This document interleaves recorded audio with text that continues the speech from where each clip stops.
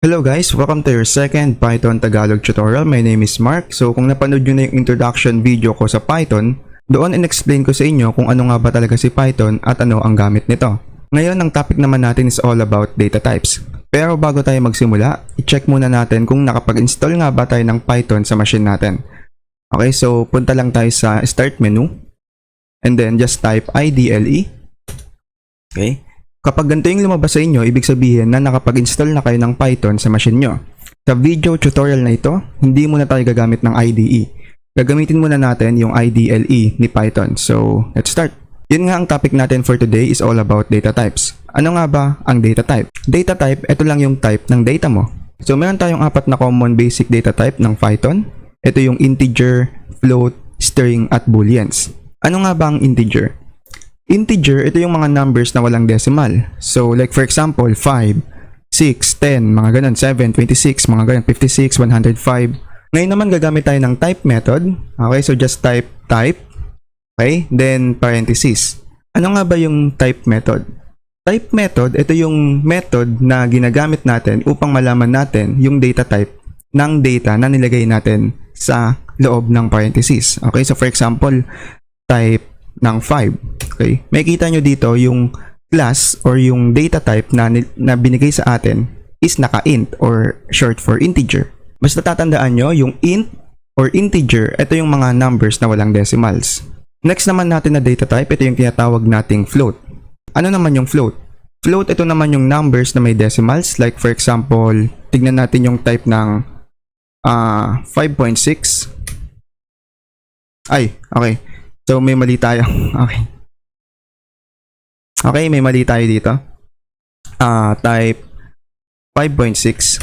Yun, makikita nyo dito, yung nilabas niyang output is float or short for floating point numbers. Ulitin ko ulit, yung integers, ito yung walang decimals. Yung float, ito naman yung may decimals. Next naman natin, ito yung data type na tinatawag nating string. Ano naman yung string? String is one of the data type in Python that can store sequence of characters. These characters can be alphabet, numbers, or even special characters. Like, for example, ganito, type hello world. Okay, so dito makikita nyo, yung type ng hello world natin is str. Str, ito yung short for string. And nga pala guys, string literals in Python are surrounded by either single or double quotation mark. Okay, so for example, gagamit tayo ng single quotation mark. Let's say, hello, my name is Mark. Okay?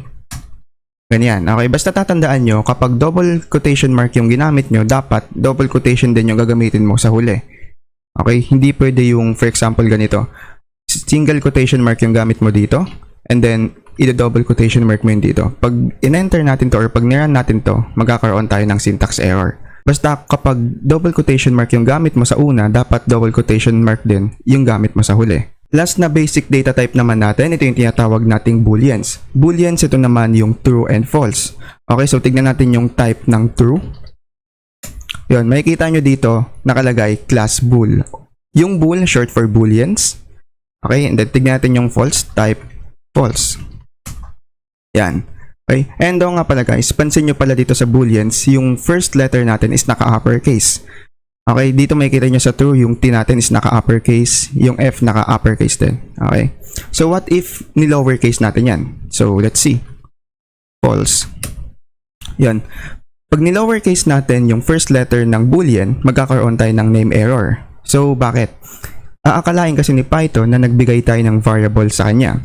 Ano ba yung variable? Variable sa next video ko na siya ituturo. Basta ulitin ko ulit, meron tayong 4 common basic data type in Python.